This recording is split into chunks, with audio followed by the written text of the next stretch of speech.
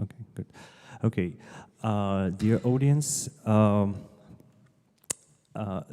as you can see, it is going to be a play by Mикита Ильинчик. It's called Say Hi to Abdo, and it has to do a lot with the digital materials. That's why it took us a little while to kind of rebuild our set.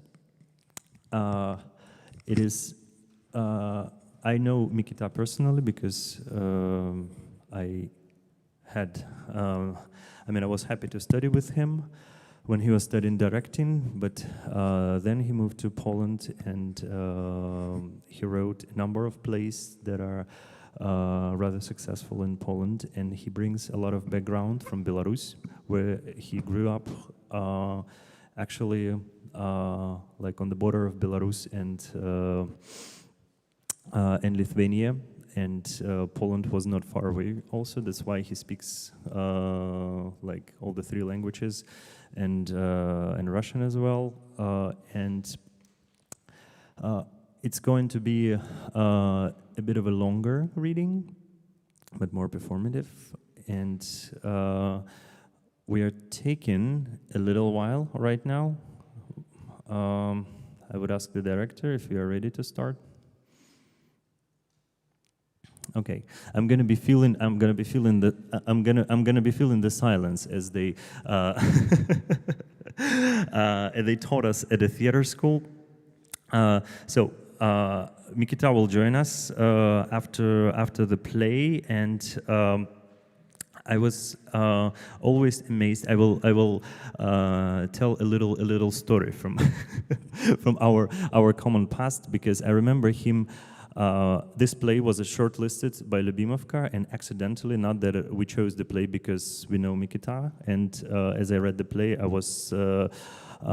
I really liked it, and my team really liked it. That's why we decided to choose this play. And it's very interesting how from the first year, from the first semester, as we were students of the directing department, he was already doing the very serious things. You know, these little exercises that we had, they always had meaning. And I remember one very funny, we call this etude, but basically it's a scene by him. It was kind of a thing for the first year students in acting and in directing, where you kind of show animals. And he had a story about the hamster, and it was the family of hamsters. First-year students, and this story of hamsters was somehow related to Mao Zedong, and it somehow, yeah, you know, there is this thing where the hamsters, when they give birth to their little hamsters, they can sometimes, when they are too stressed, then they can eat their own children. Yeah, and Mикита made this little scene about the fact that the hamsters who live in the totalitarian society, and because of the stress of totalitarian society, the hamsters may eat their own children because of this stress. And there was a portrait of Mao Zedong and our fellow actors who were acting as this kind of hamsters. That was honestly one of the most funniest scenes I remember from the first year of our studying. Yeah, that's a little story. While I'm filling in the little technical gap. I think that is not commonly done during Любимовке, but yeah, as we decided in this play, you will see how play is written. It takes certain technical, I would say, solutions. And as you see, these people who are hidden behind these wonderful trees, they're working. They're working on this technical solution right now. Because I personally come from a more theater, I would say, Bereich. And in Любимовке, people would not like do this kind of thing that I do right now, but I hope they will forgive me. All the dramaturgs and all the serious people who write the plays will forgive me for this little stand-up comedy show. Not a comedy, of course, it's not a comedy. And I would like to say that this play, it has to do with quite a different topic. It is you've all read the programs. It is about the refugee crisis, and Mикита himself is now lives in Poland, and he faces this huge number of people, and he himself is also a refugee coming from Belarus, and he researches these things a lot, and he wrote a play which can have some triggers for some people, but I really like how brave and how imaginative he was in how to say that, in actually discussing this complicated topics in his play. Thank you a lot. Okay, Mикита, Ильинчик, say hi to Abdo.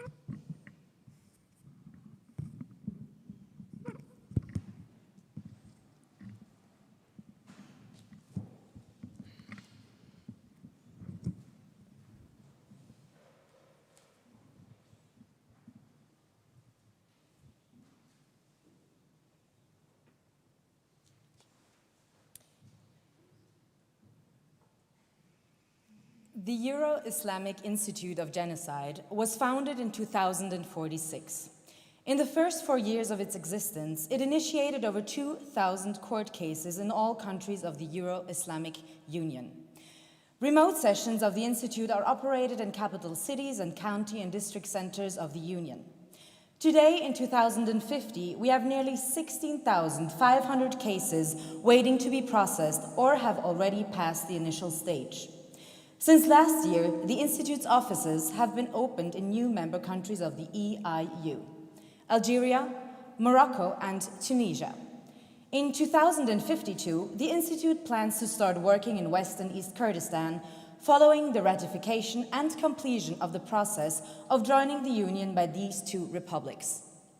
The main objective of the Euro-Islamic Institute of Genocide is to bring to justice those who took part, passively or actively, in the events of genocide of the Muslim population on the European continent. The Institute is a transparent and open institution. Those who wish to attend trials can register at islamicgenocide.eiu. All 34 countries of the Union fund the Euro-Islamic Institute of Genocide. The main source of funding is the ruling party of the Union, the Fem Jihad Party.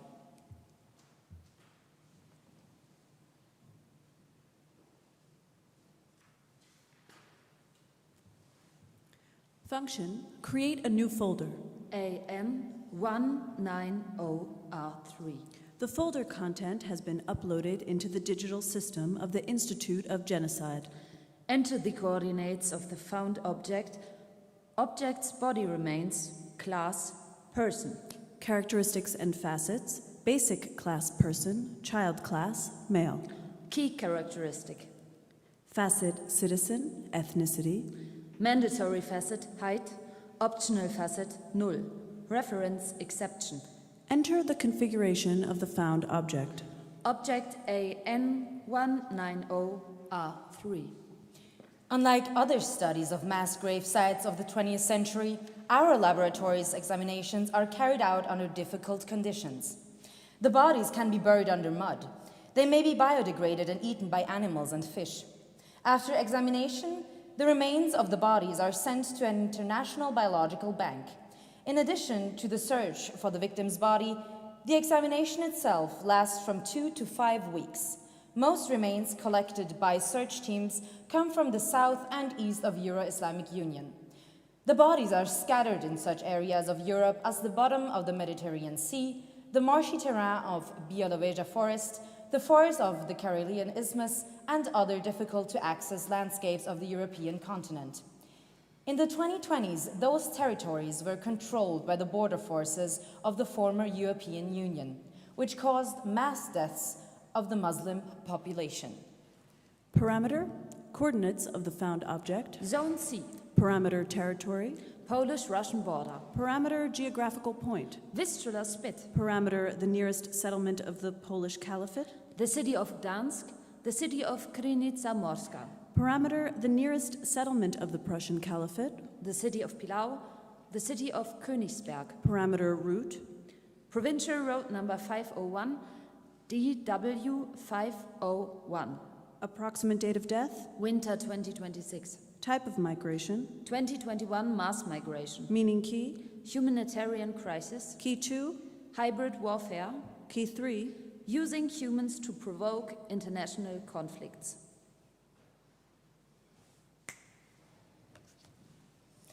Search teams undertake field sessions along sections of the former borders of the European Union. The Union fell apart in 2031.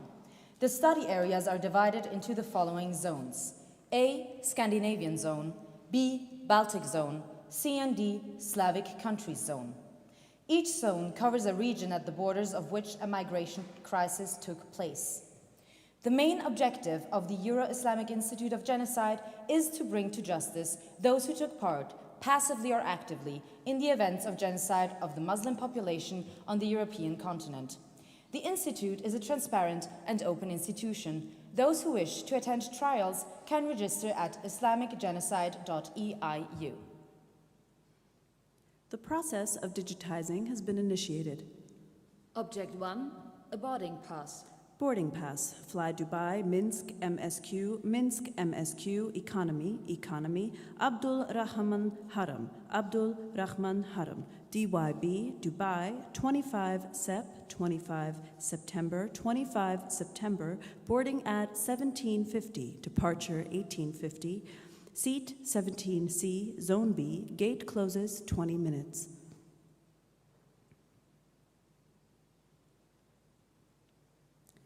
Students at the Belgian Islamic Technical University have developed an AI-based data digitization program that creates an AR mask of a person. Prophet M uses a photograph from a passport or other documents in such a way that the investigator can program a 3D image of the deceased. The program also can connect data to an AR mask. The connected data can be the information downloaded from a personal email account, Facebook pages, or recovered messages from WhatsApp. It can also synchronize the mask with other resources and mobile applications. When a person communicates with the Prophet M mask, it reproduces on a specific request all the accumulated electronic data of the deceased person. Prophet M scanning has been initiated. Means of mobile communication is connected. Email synchronization, WhatsApp synchronization, address book, notes, audio and video files upload, contact analysis, email analysis, conversion. Passport data, masks input parameter. Page 1. Country, Republic of Iraq. passport type, P. name, Abdul Rahman Harem. date of birth, 14th of February 1993. ethnicity, Kurdish. place of birth, Erbil. place of issue, Erbil. mother's name, Nader Kafi. relative, Page 2. relatives of the emergency content, The page is empty. The information has not been provided. uploading passport photo, accessing personal data via the victim's means of mobile communication, data copied, uploading, the process has been completed, word position.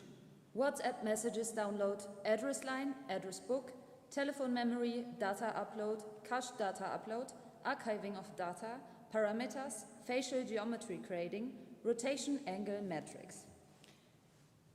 While the mask is being created, I would like to share with you the values and history of the Femme Jihad Party. It was born out of the Islamic sisterhood movement from a generation of women born in the European Union. Their fathers and mothers came to save their children from wars and unjust governments. They were educated in European schools, raised by the democratic ideas of old Europe, of feminism and activism, and they were also taught by Allah. Only the Islamic sisterhood dared to oppose the brutal rule of the Muslim Brotherhood, which ruled for almost 25 years following the collapse of the European Union. They took away our liberal values and took us back to the Middle Ages. The Islamic sisterhood is a movement of respect. It is about our fathers and mothers' desires. They sacrificed their lives for our future. And also about our desires for our children to live in free and prosperous caliphates of the Euro-Islamic Union. Time of women, time of a new Europe. The Muslim Brotherhood completed its story.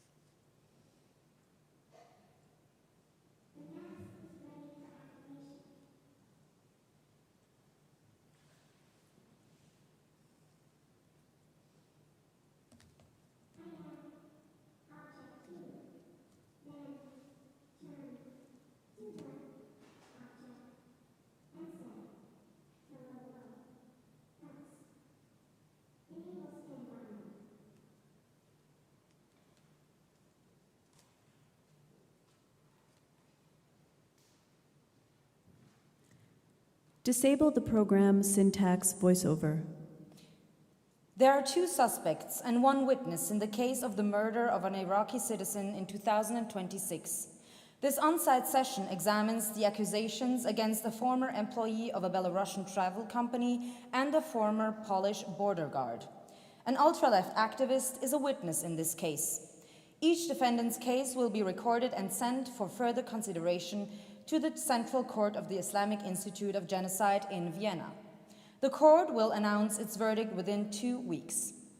I'd like to remind you that the Femme Jihad movement is actively campaigning for abolition of the capital punishment in the Euro-Islamic Union.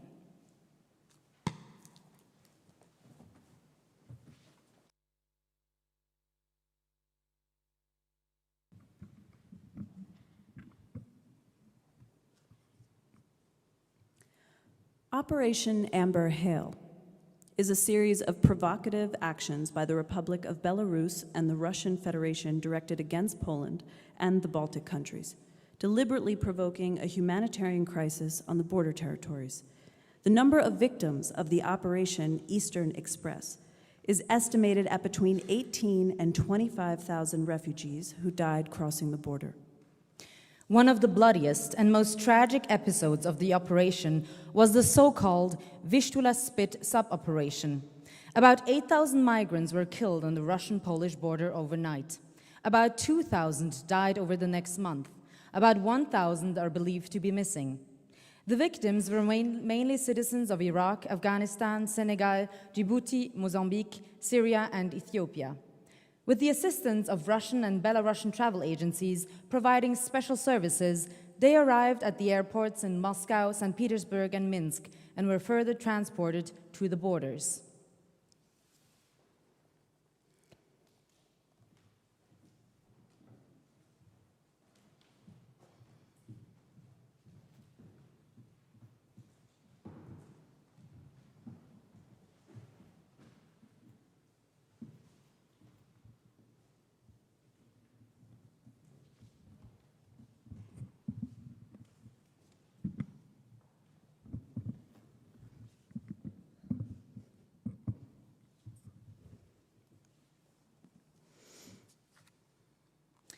Please introduce yourself.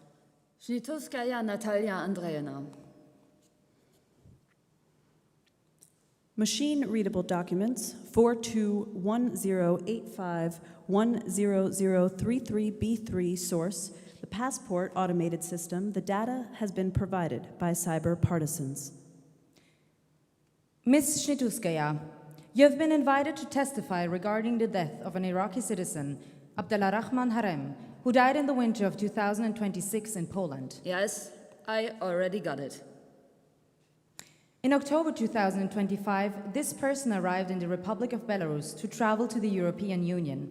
He used your so-called travel agency, which transported people from Minsk to the border of the European Union.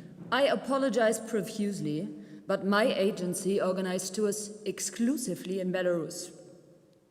My agency and I were not involved in any transportation to the border. We have information that your agency provided services in assisting illegal migration. I'm sorry, could I have your name, please? We cannot disclose personal data. Look, my agency provided only legal services. Everything was legal. Can you be specific about what your agency did? Individually tailored programs, tours around Belarus, and hotel accommodation, just like any regular travel agency. Bailing tour.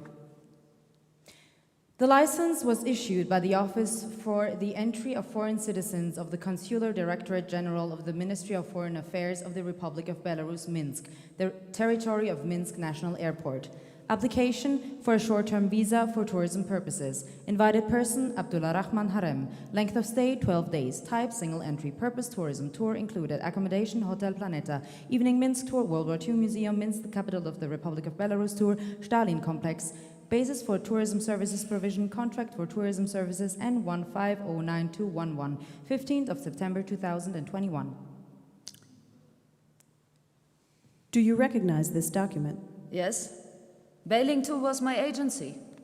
We provided foreign citizens with such documents at the airport.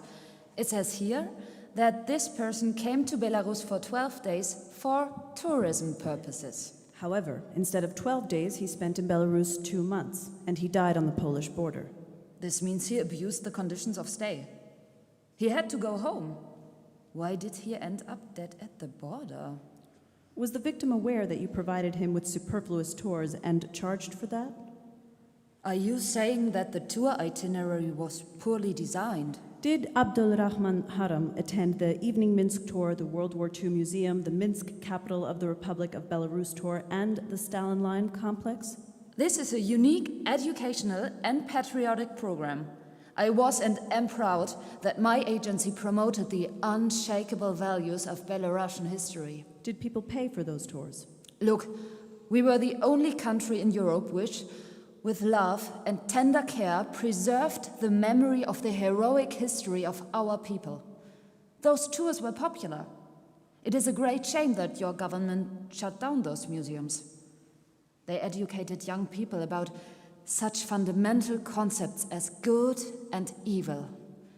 And I want to remind you that it was Alexander Lukashenko, may he rest in peace, who was one of the first leaders who supported the Euro-Islamic revolution. Please calm down and continue answering the questions. Of course, I'm sorry. Judging by the itinerary, the victim should have spent time only in Minsk. How did it happen that your tourists ended up on the border with the EU? I don't know. It was a long time ago, 30 years ago?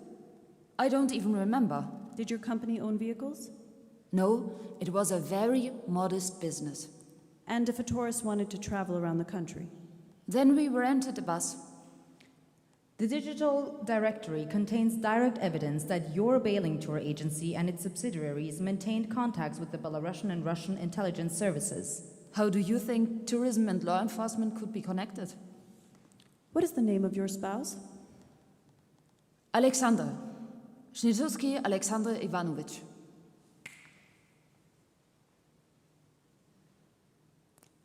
Did your spouse oversee a department of patrol and intervention militia? Yes. Until when? Until 2031. More about your husband, please. My husband died as a hero. What did your husband do in the 2020s? He was in the army. He served in the military unit 31151 in Belarus. The headquarters of the anti-aircraft missile brigade were permanently located at Unit 30151. Did he hold any other positions? He lectured in the military academy. By 2022, he had risen to the rank of lieutenant colonel. At the academy, he was head of the Department of Automated Control Systems. My husband died as a hero. Did he hold any other positions? What's that? I'm sorry, it's a holter. Pardon? A cardiac activity monitor. The battery is low. May I replace it?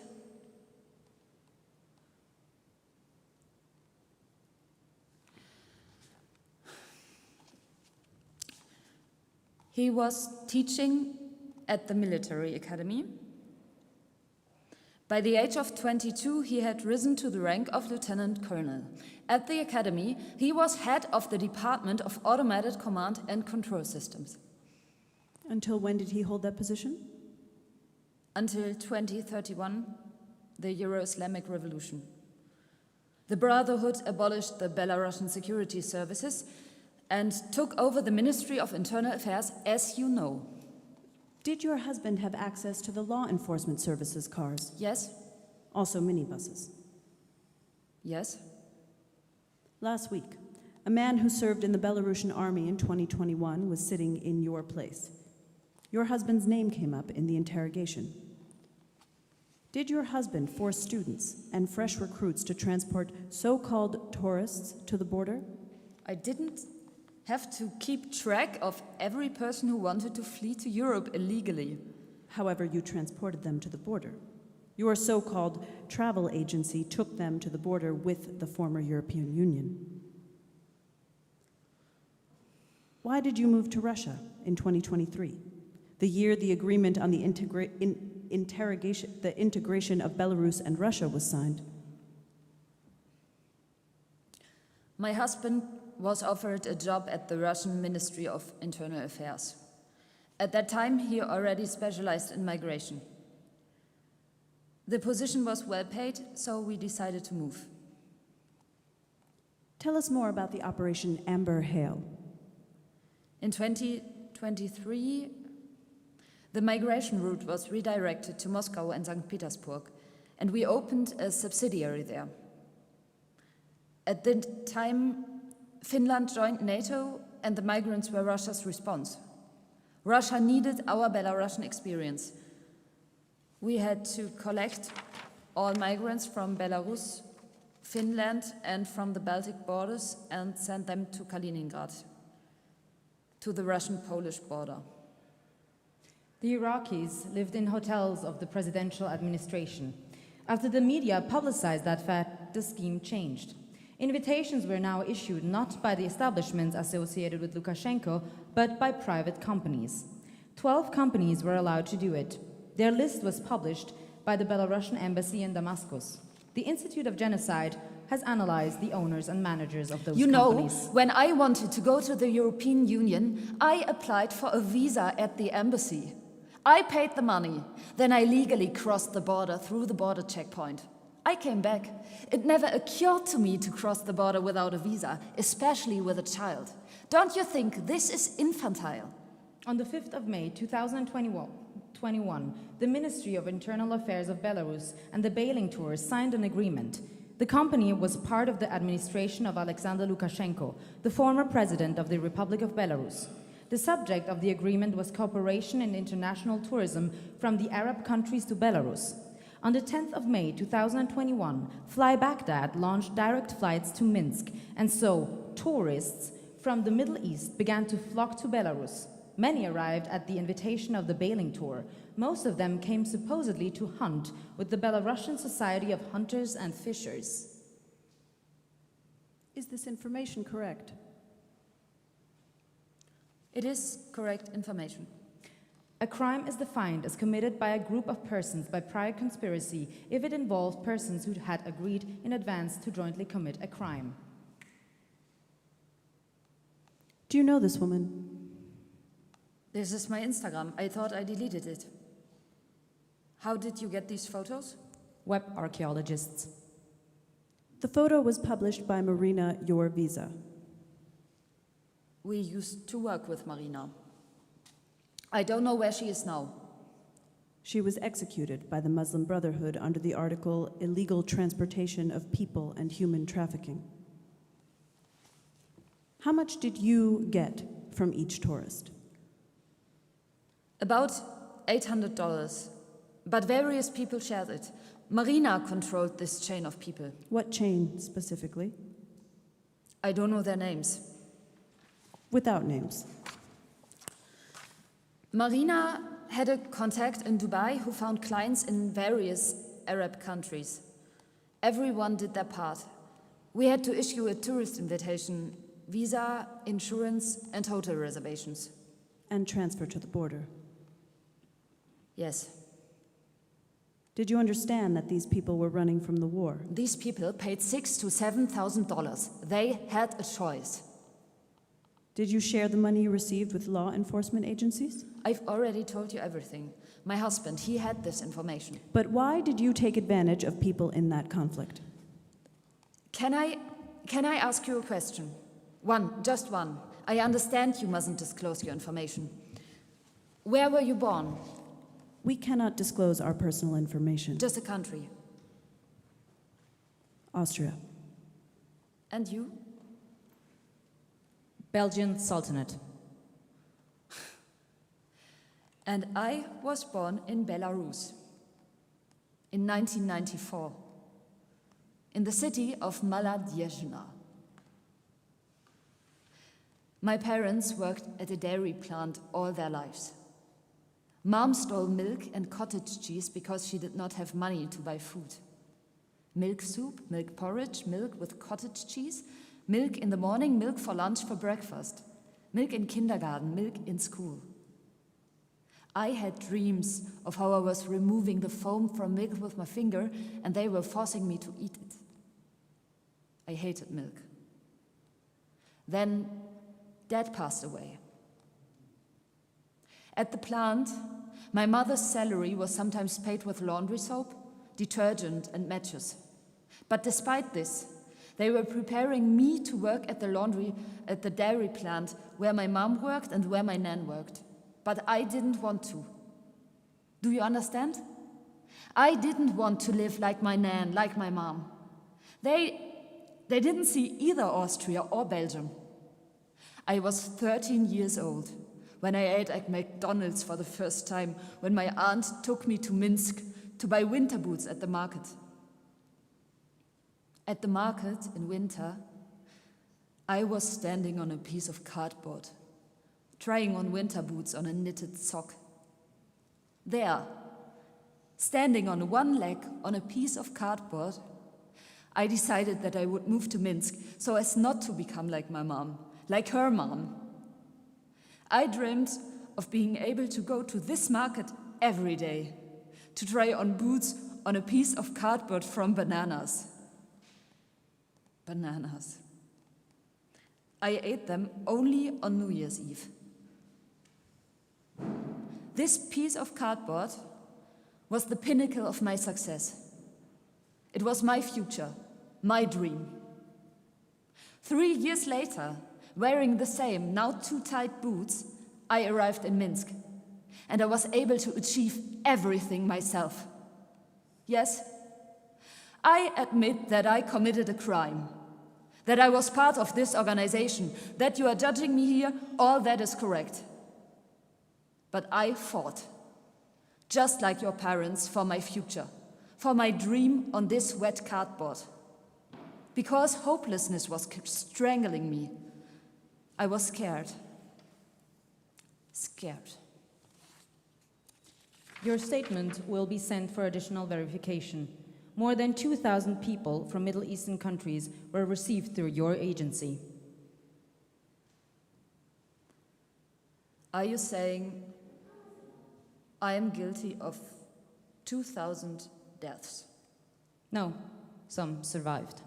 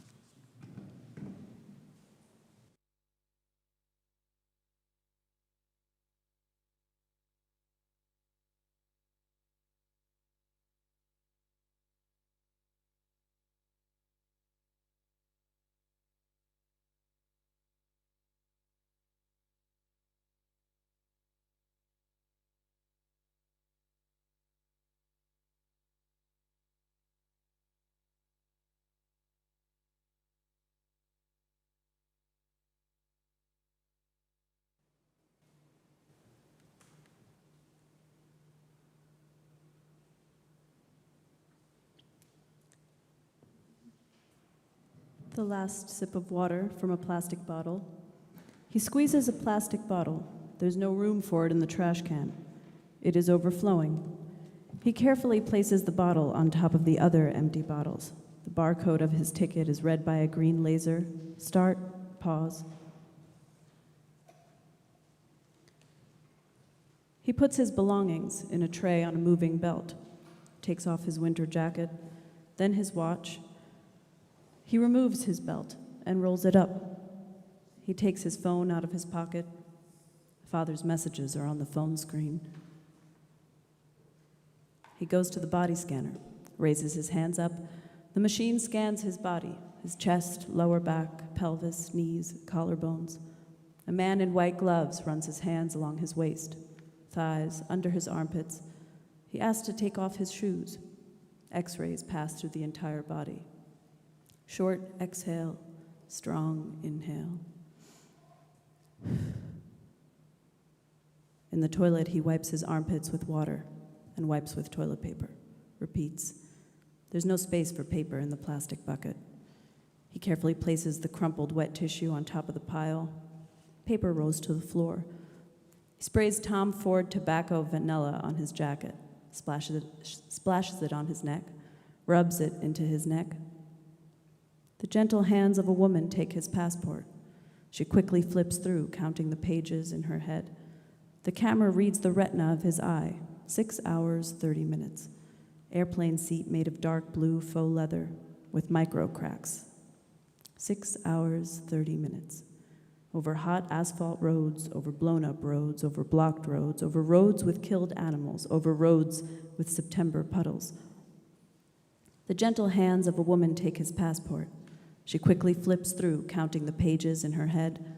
Welcome to Belarus. Windy autumn chill. Tom Ford tobacco vanilla works on the Minsk airport employee. A pink stamp with the outline of a country he learned about a month ago. A few 100 kilometers more to the dream.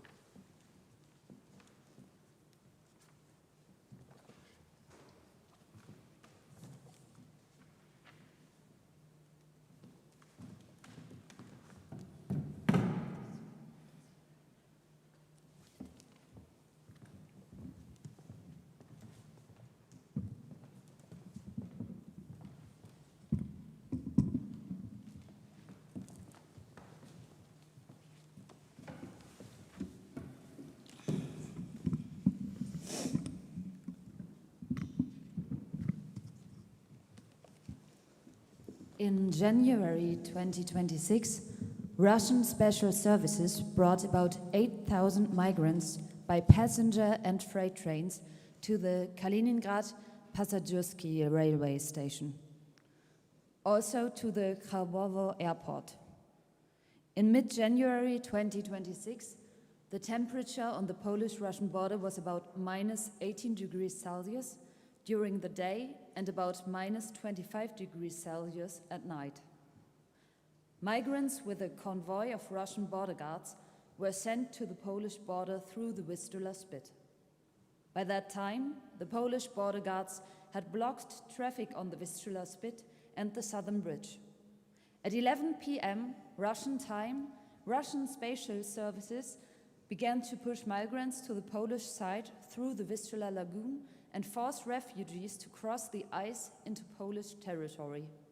The Polish border guard used the residents of the Vistula Spit. They were provided with weapons and self-defense tools. At 11:35 p.m., the Polish side fired several warning shots indiscriminately. The Russian border guard continued to direct the migrants to the reservoir. At 11:45, the ice on the Vistula Lagoon cracked under the people standing in the middle of the reservoir. About 3,000 people were submerged in the water, and about 500 ran towards the Polish shore. The Russian border guard prevented people from reaching the Russian shore. They were using batons, tear gas, and dogs. At that moment, the Polish side also opened fire on the approaching migrants. According to unofficial data, about 210 people were shot dead. About 800 people died in the reservoir from hypothermia. Please sign on every page. No problem. We will print it again. We can wait. Regulations do not allow me to show emotions. Excellent regulations. I guess a man wrote them. When I served, we had very few women in the service. They often could not cope with the emotional load. When were you last on the territory of the Polish Caliphate? I left Poland in 2031 when the Muslim Brotherhood won. What country did you go to? First, I managed to go to the ferry to Stockholm, then I went to Argentina. Your current citizenship? Argentine. Also, I have a Polish passport. The Polish passport is invalid, but you have the right to exchange it for a Euro-Islamic Union passport. Are you interested? Will it have any impact on the court's decision? Maybe. I don't think I will be able to pass the exam. You have the right to free training in the history of religion and a language course to prepare. Sweet. In that case, I will note here that you are applying for citizenship. Good. Nationality? Poland. With PH. P. PF. P. Simply P. Good. Did you visit the Polish Caliphate between 2030 and the present day? No. Your position until 2031? I was in the police and a border guard. Can you recall and describe what happened on 21st January 2026? I don't remember that day. Are you avoiding answering? No, I don't remember that day very well. At that point, like many others, I had not slept for several nights in a row. In that case, tell me what you remember. Soon after the new year, at the beginning of 2026, we found out that the Russians had started bringing migrants to our border from the Vistula Spit. So we spent the whole January preparing to respond to the provocations. What exactly did these preparations look like? The border with Russia was finally closed. Icebreakers were brought to the lagoon to prevent crossing the border through it. From about mid-January, we saw more and more people walking towards the spit, but the Russians did not let them approach the border. They waited. They waited for more migrants to arrive. They were brought from the airports in St. Petersburg and Moscow and the Finnish border. People were also brought from Belarus. I don't know how many there were. Many. And on 21st January? In the morning, our brigade set up loudspeakers on the shore towards Russia. They were constantly broadcasting in English and Arabic that this was a provocation, that Russia was exploiting them, that it was not worth becoming a victim of the humanitarian crisis, and then crossing the border illegally is a danger to life. We warned. Do you understand? In Arabic and English. The refugees heard that and were warned. Why didn't you let journalists into the Vistula Spit? We were ordered to close it.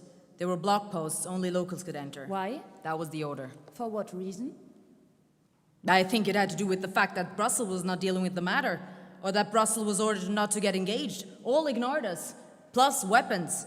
All military equipment was brought to Gdansk. What happened next? You can read the rest on Wikipedia. Everything is described there in great detail. I even added a few edits there. Wikipedia does not tell us why and who ordered to distribute weapons to the residents of the Vistula Spit, or who and why ordered to shoot. Look, when the whole world is indifferent to what is happening in some unheard of country, and you're aware of it, you have to make decisions on your own. Germany sent us a pamphlet on ethical behavior towards migrants, something about tolerance. Fuck. Wait, but you closed the Vistula Spit and detained journalists to cover it up, and then you opened fire on people. You didn't take them in? Because we had to show Russia that we could be tough, that we could defend ourselves. Is this the reason why you shot at refugees who were in the no man's land? Do you think we should have opened the border and let 8,000 Arabs in, and then another 8,000 every day? Well done, you scored, bravo. Did your father drink champagne when Warsaw was conquered? Excuse me, what does my father have to do with this? Because instead of taking care of their countries, your people came here and established the Taliban for us. Was your father in the Hamas? No. My grandfather was in Hamas. I think you should take responsibility for what your granddads did, for what your fathers did, your people. At least when it comes to my country, it's gone now. It's a multicultural hell now. I'm not responsible for what my granddad did. I reject the Hamas values categorically. That's funny. You robbed my generation of beliefs and dreams of Poland's future. Yes, I wonder what those dreams were. P is for peace. P is for Poland, for Poles. We had to save Poland, and I hope that one day we will save it. And believe me, there will be a fourth republic. What? What's so funny to you? You declare those numbers as if they were an iPhone model.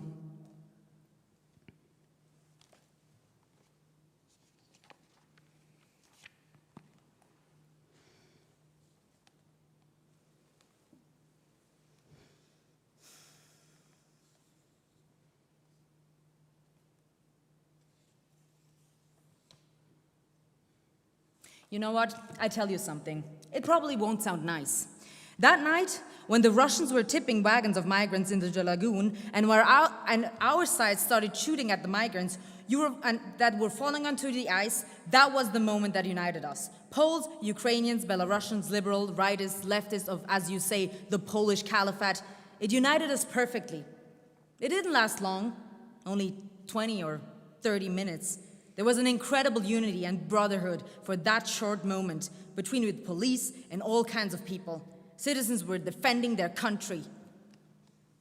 Yes, it is a pity that it was the only opportunity for unity, that this was never been achieved. Who gave the order to shoot? There was no order. So how did it happen? Was the army involved? The army? Our army defended the capital. Our allies left Poland. We were completely alone. No one cared about the Vistula spit, the border, the inhabitants of the spit, our country. What we were supposed to do? Who gave weapons to the locals? We did.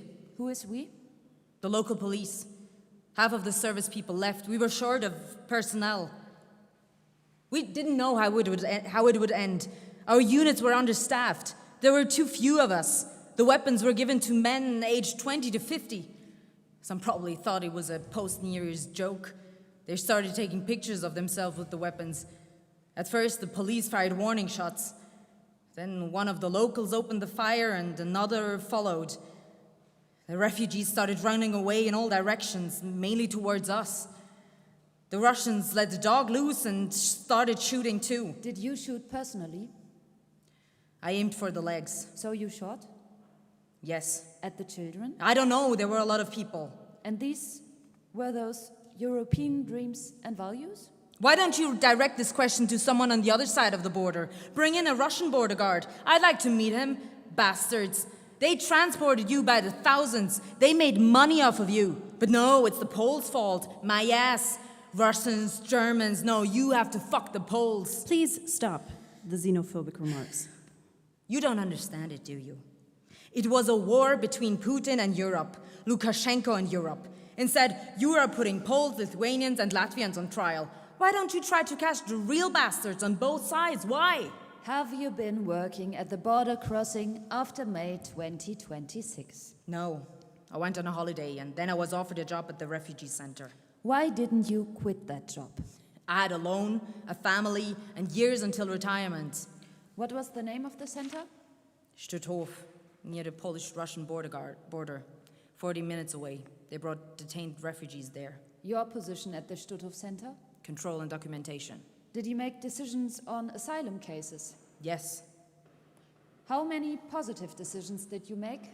We couldn't make positive decisions because all the migrants had documents confirming their stay in Russia. They had no grounds to obtain asylum in Poland. And what did you do? We were taking them back to Belarus through eastern Poland, into the forest.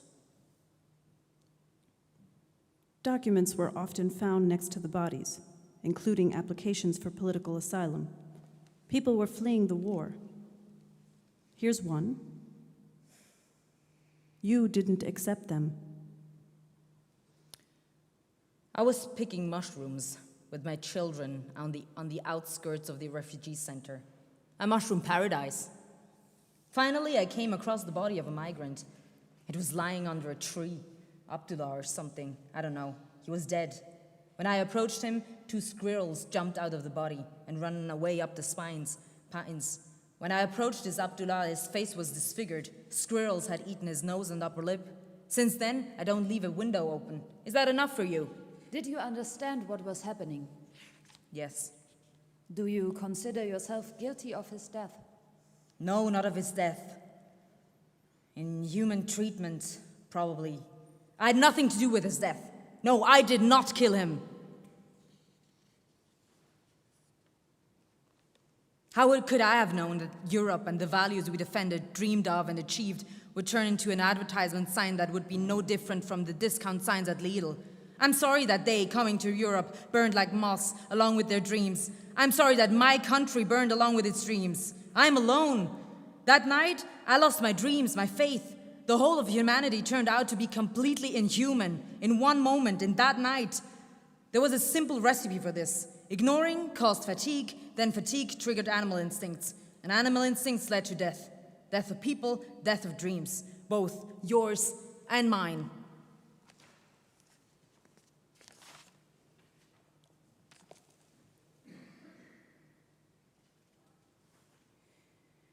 Before we watch another film with me in there and reminisce about my youth, here's a piece of advice. The euro should be eradicated from the term Euro-Islamic Union. This combination of letters reminds us all of a sad tradition, the constant cycle of trends, of borders, of shallow change. The statute does not allow me to show emotions.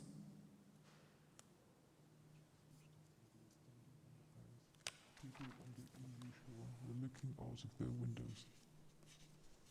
They took out their mobile phones and recorded us on video. Somewhere in the digital space there are probably Instagram stories or YouTube clips of our cries for help. Children from the EU shore threw snowballs at us. They were imitating border guards. The snowballs did not reach us, but we still were a fun target for them. When the ice began to break, everyone fell silent, waiting for the next episode of this horror story. I think everyone was wondering, how deep is the lagoon? Can we swim? It turned out that it was not deep.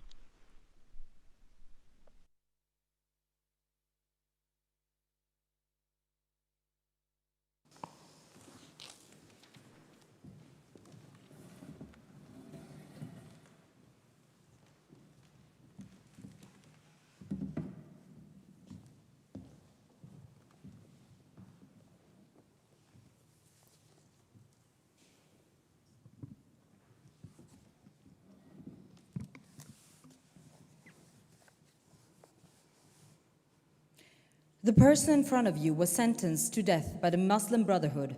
Femme Jihad achieved the annulment of her death sentence. Femme Jihad is also conducting a retrial of the accused. Please provide your name. Anna, Year of birth?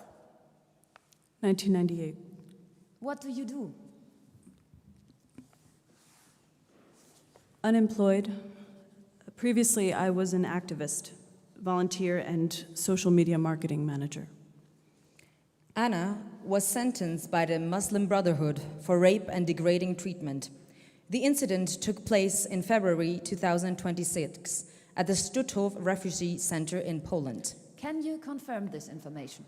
Yes, I plead guilty. The Femme Jihad party has called off your execution.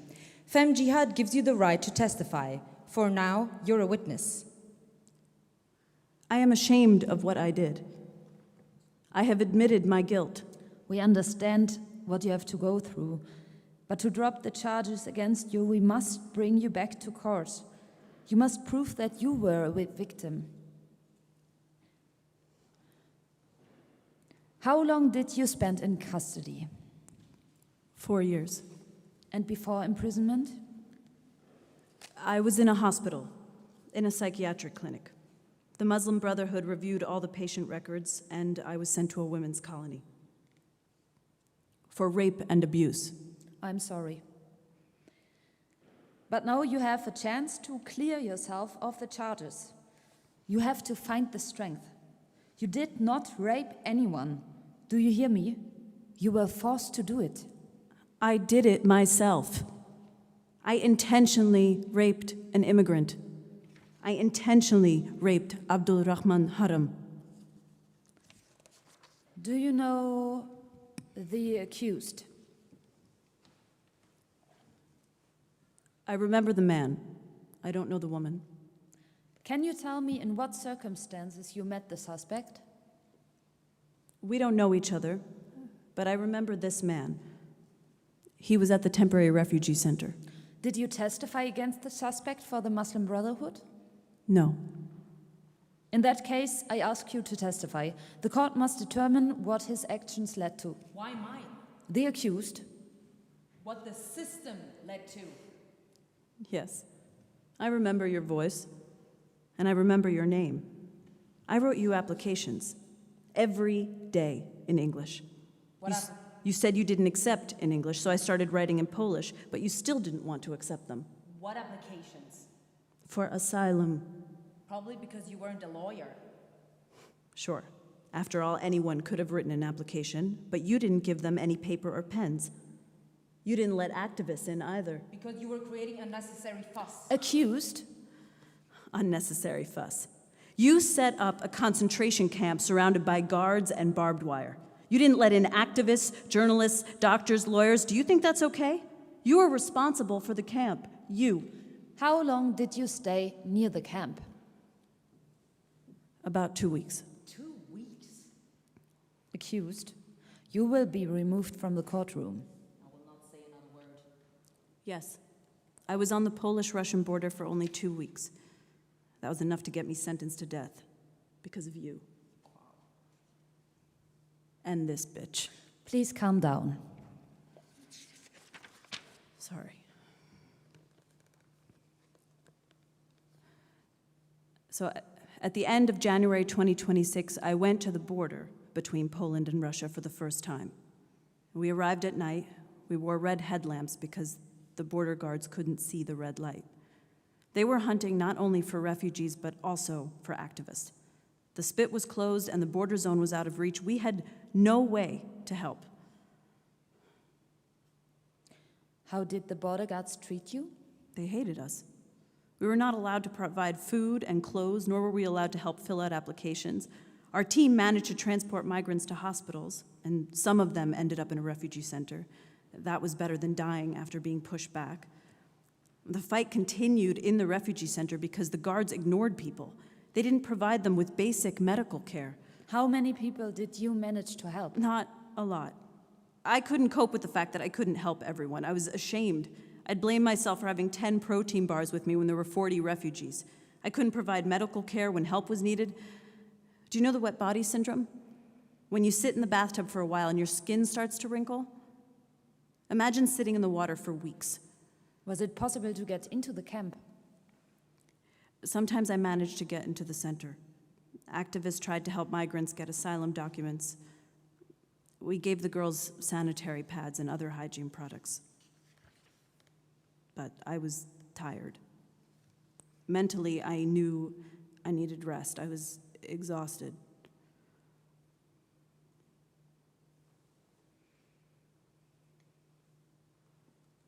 His asylum application never reached the commandment. It was never forwarded. It was probably the 4th attempt. I wanted to break this system. I tried everything to make at least one person get this status. They especially didn't want to accept documents from men. And after a 2-hour asylum interview, I followed him to the toilet. It was probably an act of manipulation on my part. I wasn't aware of it then. I only knew that the next day he would be pushed out of the country by those fucking border guards. and I knew that he hadn't been with a woman for a long time. I disassociated myself from my values. It was 10 minutes of personal anarchism that captured my mind. It was intuitive. My subconscious understood that I had to oppose the regime in every possible way. They didn't want to register the refugees. They wanted him to disappear. They wanted to remove him from the country. For them, he was a threat that they just couldn't allow. He was dangerous. He was a fucking Arab, terrorist, Muslim, black, period, a dangerous element. So I provoked him into sex. And a man in uniform threw me out of the refugee center, called me a whore. I was laughing. And at the same time, I wanted to spit in his face. Sure, we spat on their uniforms, but only in our thoughts. Our thoughts were soaked with hatred from the moment they spat at us. We were filled with hate. We went to rallies filled with internal hatred and external love. And that existential Ouroboros gutted me. I lost myself in it. They were doing their job. Their actions were visible. I was acting too. But my actions resembled more of a tolerant masturbation. And I ended up in a psychiatric clinic. Did you leave Poland? Yes. My friends forced me onto a plane to my mother's. I didn't realize what was happening and what I had done. Did you have a baby? My mother tried to insist on an abortion. She convinced a psychotherapist to convince me to have one, and I did go, but I had a baby as a fuck knows what meta protest. And in October 2026, I was 9 months pregnant. I was pregnant by a refugee, a migrant who I had seen 3 times in my life. His name is with me forever because I helped him fill out the asylum documents. I wrote down his name, date of birth, and hometown several times. Erbil, Iraq, northern Kurdistan. I gave birth to a baby. I looked into his eyes, brown since birth, and I didn't understand. Is it my baby or my work of art? But I felt that I brought to life a part of Abdul Rahman Haram from the city of Erbil, and now his DNA has a European passport. You can kick me out of the courtroom, but this was precisely because of cases like this that we had security. This is completely sick. Activism is a disease. Indeed, it is a disease. I agree with you. But you brought me to the edge of despair, and because of you, I had no choice. I fought as hard as I could, and that was my fight. Are there many activists among your friends who have undergone psychiatric treatment? I don't really have friends now. When I returned to Berlin, October 2022, I was preparing to give birth in a Berlin clinic. My mother and I bought a nightgown, warm socks, sanitary pads, a power bank, and soap. Mom was silent. She didn't say anything.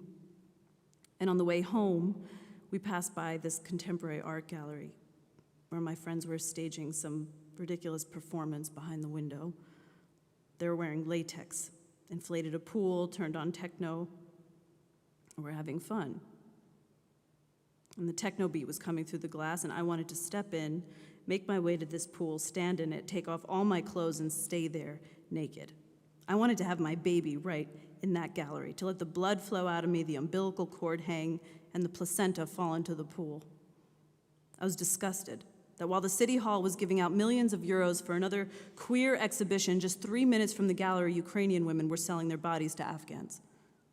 No one could leave the migrants' camp without special permission, but prostitution and crime flourished. Volunteers came to put pink flower stickers on the walls while a 13-year-old girl was raped in a bio-toilet. And earlier in the morning, she had her first period. Being raped would mean something different now. What if she gives birth? Will they let them go then?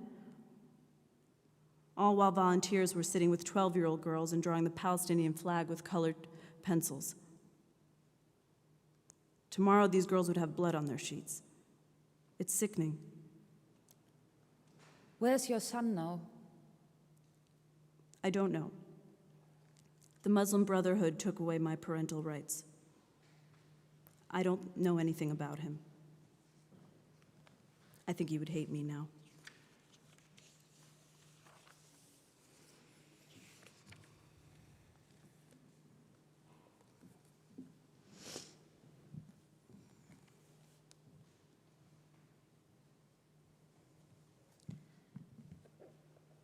Toothpaste tube, producer, country of origin, toothbrush, I am happy waffles, pack of 7-day mini croissants, pate, tin can, cheddar cheese, bottle of Svitoik, Istonchnik mineral water, Snickers bar, Kinprofen medicines.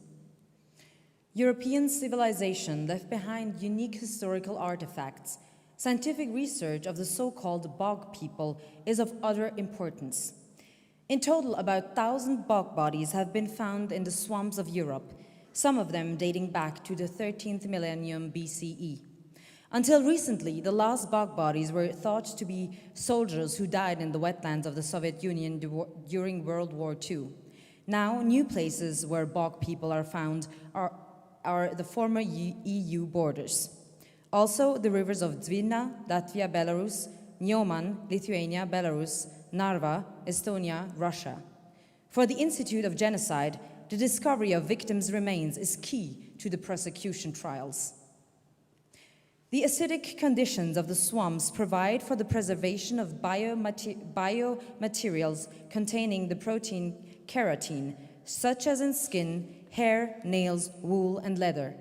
Almost all bog bodies, regardless of the date of birth, date of death, typically share similarities, such as violent death and lack of clothing. This has led archaeologists to believe that they were killed and buried in the marshes as part of a widespread cultural tradition of human sacrifice or execution of criminals. A hotel room keycard, a pack of Marlboro cigarettes, a wrapper of Witzbar wafers, a pack of Orbit chewing gum, a COVID test pack, winter shoe insoles, a receipt for payment to the mobile operator MTS Belarus. The history of studying bog people becomes relevant. The research in Denmark and Sweden has allowed us to determine the victims' data more accurately. The DNA of the found body can easily be digitally matched in a data bank. In 90% of cases, the identity of the deceased migrants can be ascertained. Harem Abdulrahman's stomach content included undigested vitamin D residues. Audio stories of the victims can be found on the website of the Euro-Islamic Institute of Genocide, islamicgenocide.eu. You can select any name from the list of those arriving in Belarus in the autumn of 2021. Most of the passengers are Kurdish men under 30.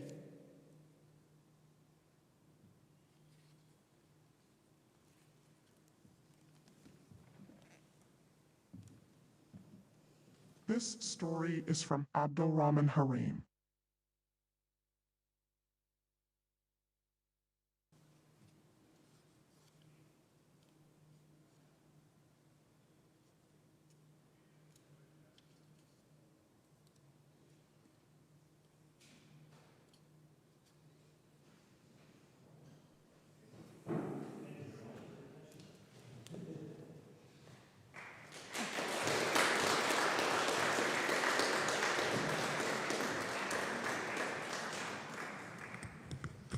Thank you so much once again, and we're gonna have a discussion. Maybe it's gonna be shorter than the previous one, but first I want to introduce the actresses.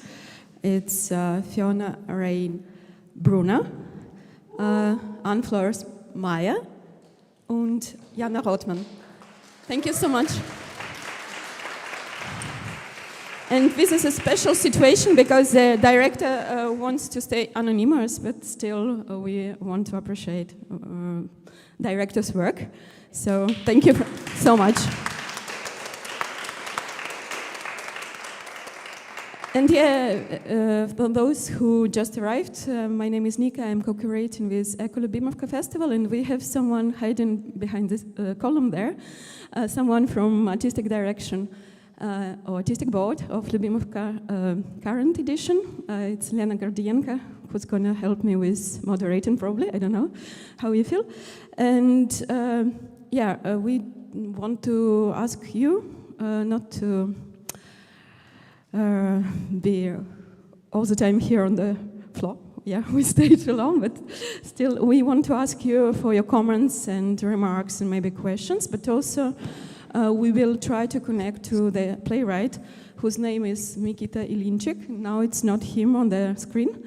You've seen this guy before and he introduced Mikita, but I also have a story about how we met. Actually, it was Mikita and I, we participated in the discussion at the last pre-war Любимовка in 2021 in Moscow, and I remember us sitting together and speaking about our wonderful,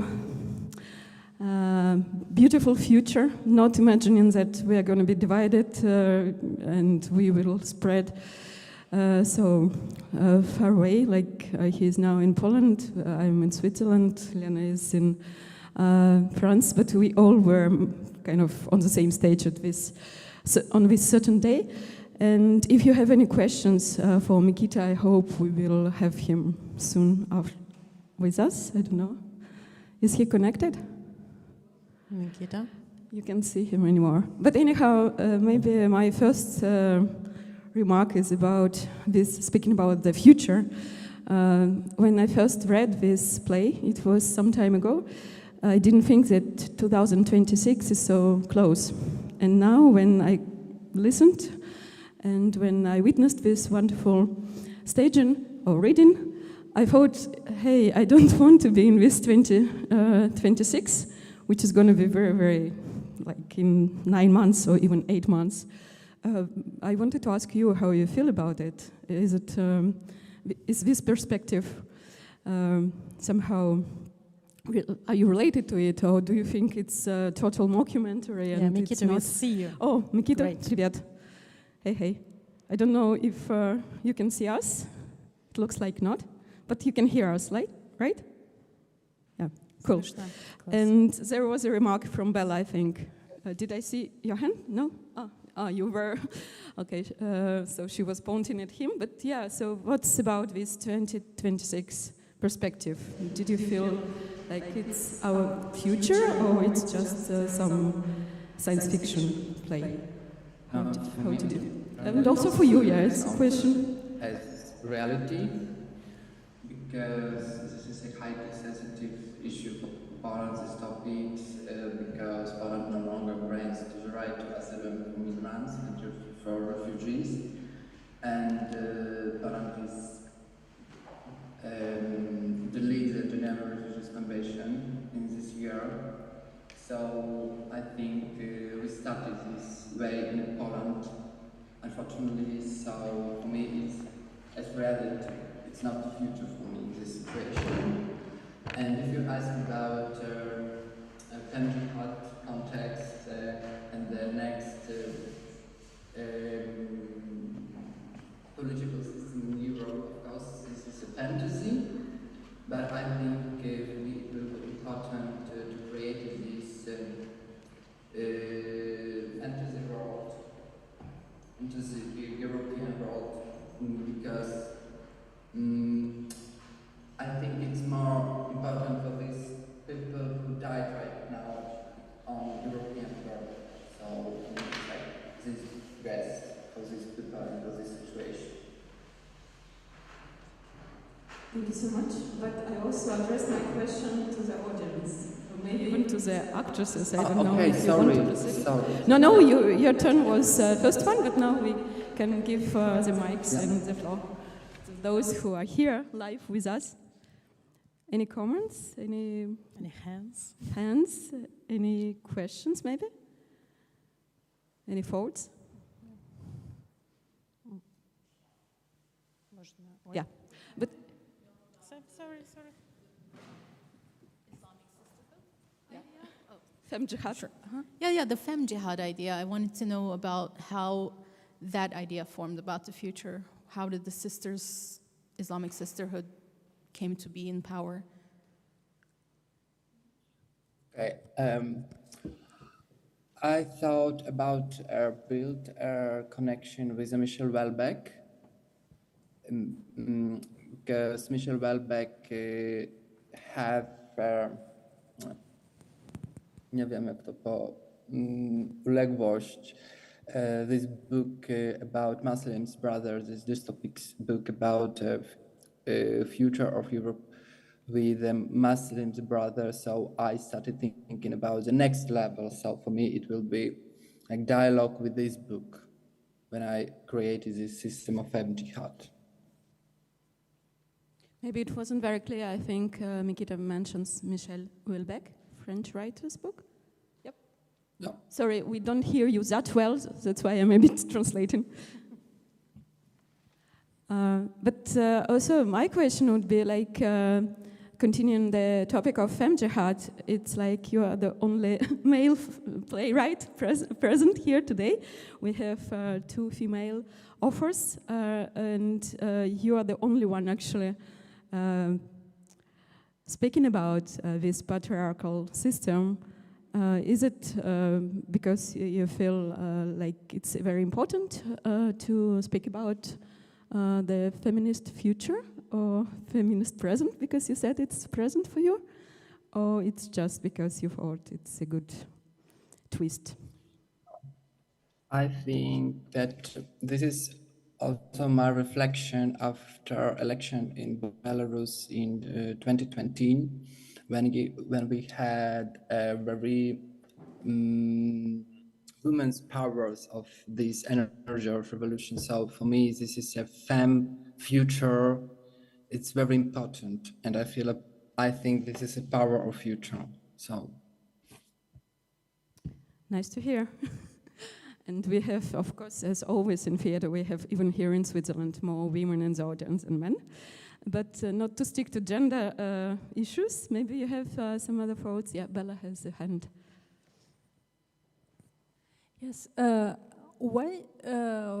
Why does it happen in the 20s? Because when was it written? I suppose after the COVID, because the character has a COVID test.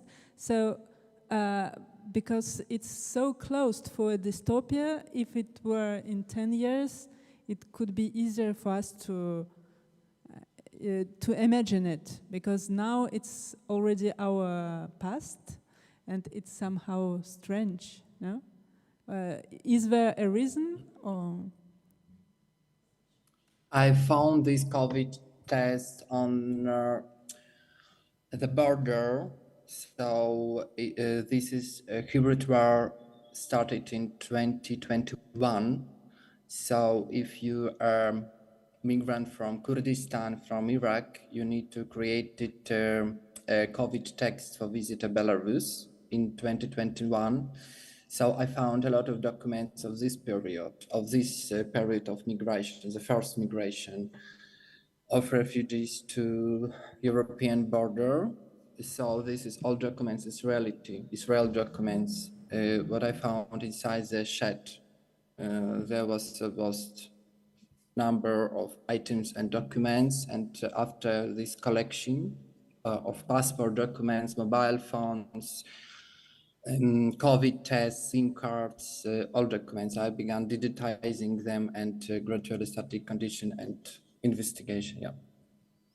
We probably didn't mention yet, but it's important to say that Mikita traveled to the border. So it's like a result of self-engaged research. It's not out of, it's not a piece of fiction. I mean, it is a piece of fiction, but it's based on the real research.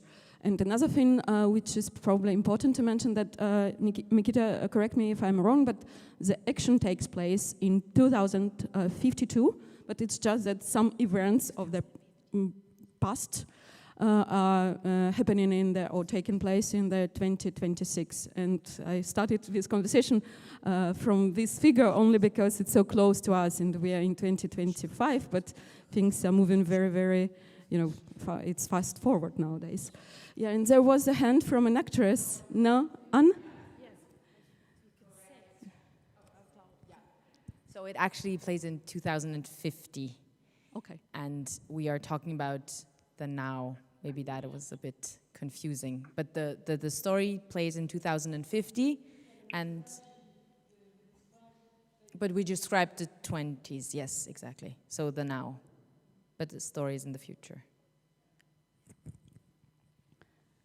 Any other corrections maybe, or comments, or reflections? Yeah, I have the question for the audience because like the play is from a Belarusian author, and it is taking place at Belarus. But for you, is it about only Belarus? Or like we are reading it in Europe, and it also talks about activists, but about all this situation, and from the European point of view also, because there are different point of views here. Like for you, what story was the most powerful from your different backgrounds?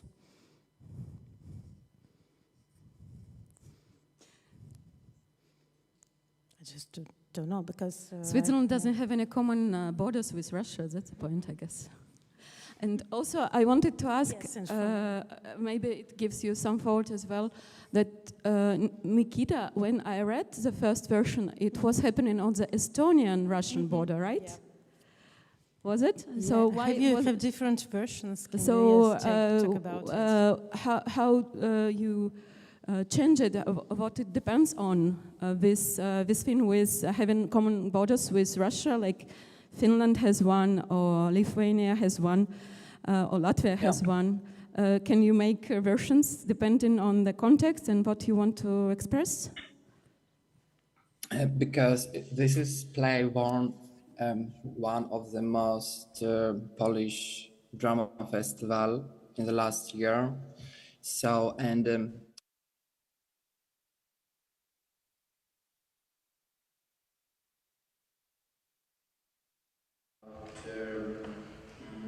translate this text, adapt this text to the Finnish context or Estonian context, because every of these countries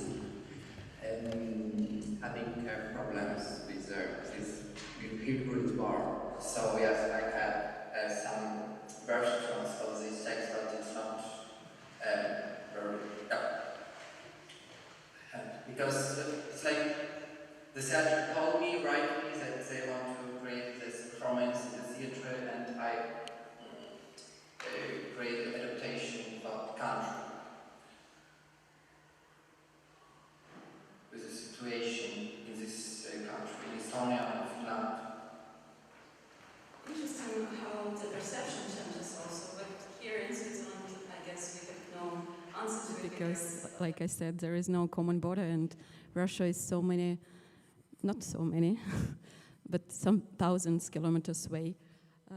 But yeah, if you have any comments or reflections afterwards, we also can discuss it, because we have a break before the next reading, and Mикита probably won't stay with us, but we will transmit all the questions if you have any, or comments. Maybe if you Mикита have any has afterwards. some comment or question also.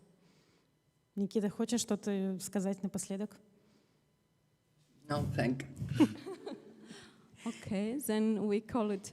But maybe like actors. Do you want to add something? Why did you?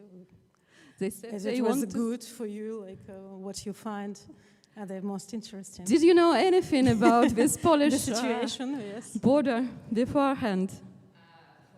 Now I have to talk to the others are needed to take a break. No, I learned enormously a lot through this work, and I'm absolutely fascinated by the text, and I think I speak for all of us three, and we had an amazing director who delivered a lot of context also about these countries and about the things that are happening now. But I think it's just, yeah, it's fascinating to write something that is happening in the future about what is happening now. I just, yeah, I'm a big fan of the text. Thank you, Mikita. Thanks a lot. And thank you for the audience for being here with us. We invite you to wait a bit before the next reading, and I warmly invite you to wait because I'm the director of the next one, so I really would appreciate if you stay. And we have the living playwright now, not on Zoom, but here with us, and we hope to have a very vivid discussion afterwards. So 20 minutes, if you give us some time, and we will invite you to the to participate in it. Thank you. Okay, so we'll give us, thank you, Mikita, for the play. So in 20 minutes, yeah, we start. Hope so. Okay, so 10 before, ja, 10 vor 19 Uhr. Danke.